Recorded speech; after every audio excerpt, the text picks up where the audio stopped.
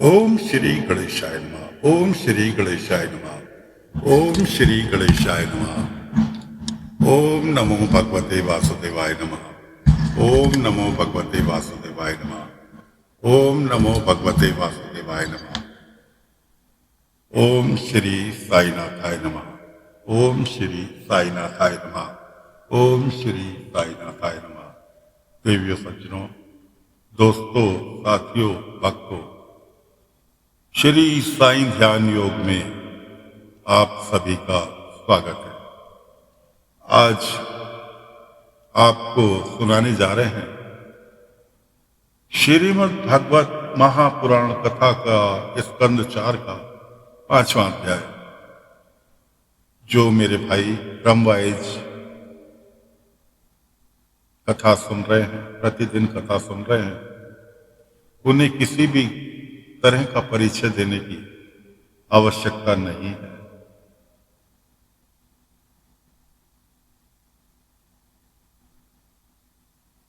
कथा का आज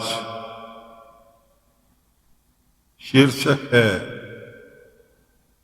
वीरभद्रकृत दक्ष यज्ञ विध्वंस और दक्ष का वध। माता सती, मां पार्वती जब दक्ष के यज्ञ कुंड में कूद गई, प्राण त्याग दिए, उसके बाद जो हाहाकार मचा, तो आइए विस्तार से कथा सुनते और सुनाते हैं। श्री मैत्रेय जी कहते हैं, महादेव जी ने जब देव ऋषि नारद के मुख से सुना कि अपने पिता दक्ष से अपमानित होने के कारण देवी सती ने प्राण त्याग दिए हैं और उनको यज्ञवेदी से प्रकट हुए त्रिभुवों ने उनके पार्षद की सेना को मारकर भगा दिया है, तब उन्हें बड़ा ही क्रोध हुआ। उन्होंने उग्र रूप धारण कर क्रोध के मारे होंठ चबाते हुए अपनी एक जटा उखाड़ दी, जो बिजली और आग की लपटों के समान दीप्त हो रही थी, और सहसा खड़े होकर बड़े गंभीर अट्ठास के साथ उसे पृथ्वी पर पटक दिया। उससे तुरंत ही एक बड़ा भारी लंबा चौड़ा पुरुष उत्पन्न हुआ। उसका शरीर इतना विशाल था कि वह स्वर्ग को स्पर्श कर रहा था। उसके 1000 भुजाएं थी, मेघ के समान श्याम वर्ण था, सूर्य के समान जलते हुए 3 नेत्र थे, विकराल दाढ़ें थी और अग्नि की ज्वालाओं के समान लाल लाल जटाएं थी। उसके गले में नरमुंडों की माला थी और हाथ में तरह तरह के अस्त्र शस्त्र विराजमान थे। जब अपने हाथ जोड़कर पूछा, भगवान मैं क्या करूं, तो भगवान भूतनाथ महादेव ने कहा, वीर रुद्र तुम मेरा अंश हो, इसलिए मेरे पार्षदों का अधिनायक बनकर तू तुरंत ही जा और दक्ष तथा उसके यज्ञ को नष्ट कर दे। प्यारे विदुर जी, जब देव आदिदेव भगवान शंकर ने क्रोध में भरकर ऐसी आज्ञा दी, तब वीरभद्र उनकी परिक्रमा करके चलने को तैयार हो गए। उस समय उन्हें ऐसा मालूम होने लगा कि मेरे वेग का सामना करने वाला संसार में कोई नहीं है और मैं बड़े से बड़े वीर का वेग सहन कर सकता हूँ।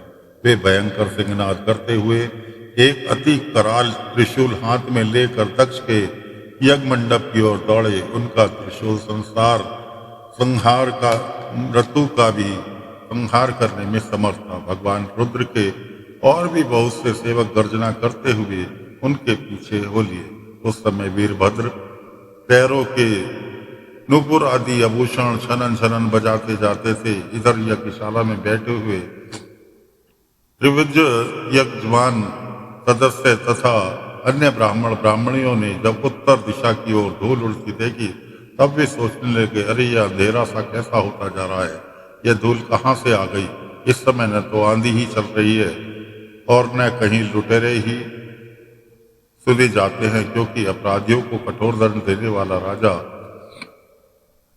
प्राचीन वही अभी जीवित है। अभी गौ की आने का समय भी नहीं हुआ है, फिर ये धूल कहाँ से आई। क्या इसी समय संसार का प्रलय तो नहीं होने वाला है। तब दक्ष पत्नी प्रसूति एवं अपनी स्त्रियों ने व्याकुल होकर कहा, प्रजापति दक्ष ने अपनी सारी कन्याओं के सामने बेचारी निरपराधा सती का तिरस्कार किया था।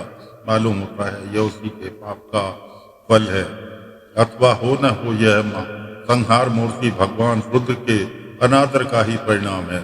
प्रलय काल उपस्थित होने पर जिस समय वे अपनी जटाजूट को बिखेर कर तथा शस्त्रों से सुसज्जित अपनी भुजाओं को ध्वजाओं के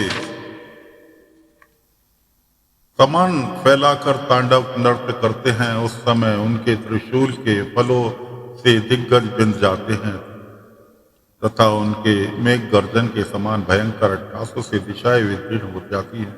उस समय उनका तेज असहाय होता है। वे अपनी भौहें टेढ़ी करने के कारण बड़े दुर्शट जान पड़ते हैं तथा उनकी विकराल दाढ़ों से तारागण अस्त अस्त हो जाते हैं। उन क्रोध में भरे हुए भगवान शंकर को बार बार कुपित करने वाला पुरुष साक्षात विधाता ही क्यों ना हो, क्या कभी उसका कल्याण हो सकता है? जो लोग महात्मा दक्ष के यज्ञ में बैठे थे वे भय के कारण एक दूसरे की ओर कातर दृष्टि से निहारते हुए ऐसी ही तरह तरह की बातें कर रहे थे। इतने में ही आकाश और पृथ्वी में सब और सहस्त्रों भयंकर उत्पात होने लगे। विदुर जी उसी समय दौड़कर आए हुए रुद्रदेव को महान यज्ञ मंडप को सब ओर से घेर लिया। वे सब तरह तरह के अस्त्र शस्त्र लिए हुए थे। उनमें कोई बौने, कोई भूरे रंग के, कोई पीले और कोई मगर के समान पेट और मुख वाले थे। उनमें से किसी ने प्रगवंश यज्ञशाला के पूर्व और पश्चिम के खंभों को बीच में ही आड़े खड़े हुए डंडे को तोड़ डाला।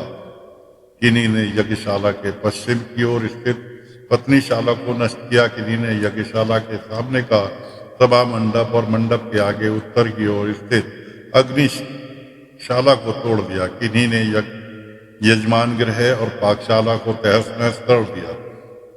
किसी ने यज्ञ के पवित्र पात्र फोड़ दिए, किन्हीं ने अग्नियों को बुझा दिया, किन्हीं ने यज्ञ कुंडों में पेशाब कर दिया और किन्हीं ने वेदी के सीमा को सूत्रों को तोड़ डाला। और कोई कोई मुनियों को तंग करने लगा, कोई स्त्रियों को डराने धमकाने लगा और किन्हीं ने अपने पास होकर भागते हुए देवताओं को पकड़ लिया। मणिमान ने रघु ऋषि को बांध दिया, वीरभद्र ने प्रजापति दक्ष को कैद कर लिया तथा चंडीश ने पूजा को, नंदीश्वर ने भाग देवता को पकड़ लिया।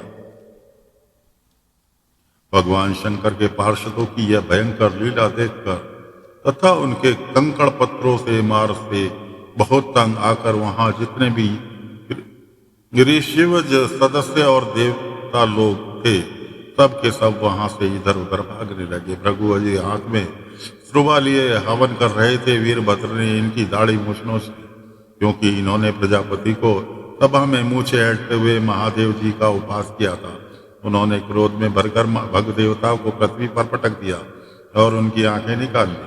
क्योंकि जब ये दक्ष देव सभा में श्री महादेव जी को बुरा भला कहते हुए श्राप दे रहे थे, उस समय इन्होंने दक्ष को सैन देकर उकसाया था। इसके पश्चात जैसे अनिरुद्ध के विवाह के समय बलराम जी ने कली राज को दांत उखाड़े थे, उसी प्रकार उन्होंने कुशा के दांत तोड़ दिए। क्योंकि जब दक्ष ने महादेव जी को गालियां दी थी उस समय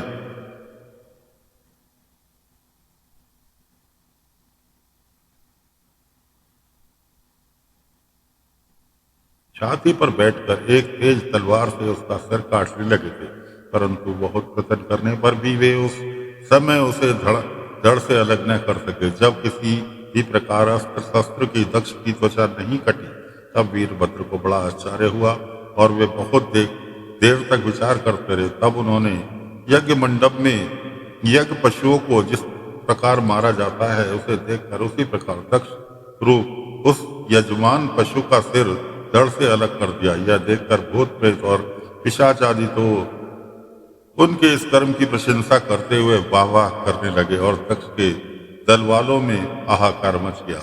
वीरभद्र ने अत्यंत कुपित होकर दक्ष के सिर को यज्ञ की दक्षिणा अग्नि में डाल दिया और उस यज्ञशाला में आग लगाकर यज्ञ को विध्वंस करके कैलाश पर्वत को लौट गए। तो साथियों, ये 5वां अध्याय यहाँ पर समाप्त होता है। कल फिर नए अध्याय के साथ हाजिर होंगे। आज्ञा चाहते हैं। ओम नमो नारायण, ओम नमो नारायण, ओम नमो नारायण, ओम नमो भगवते वासुदेवाय नमः, ओम नमो भगवते वासुदेवाय नमः, ओम श्री साईनाथाय नमः, ओम श्री साईनाथाय नमः, ओम श्री साईनाथाय नमः।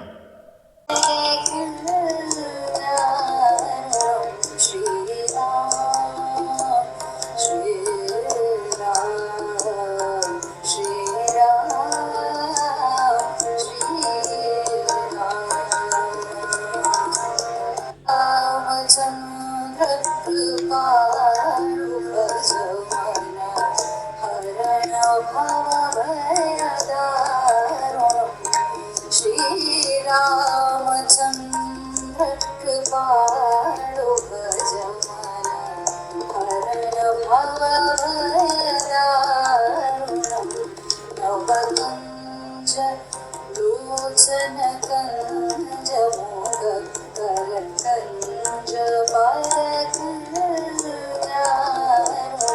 श्रीराम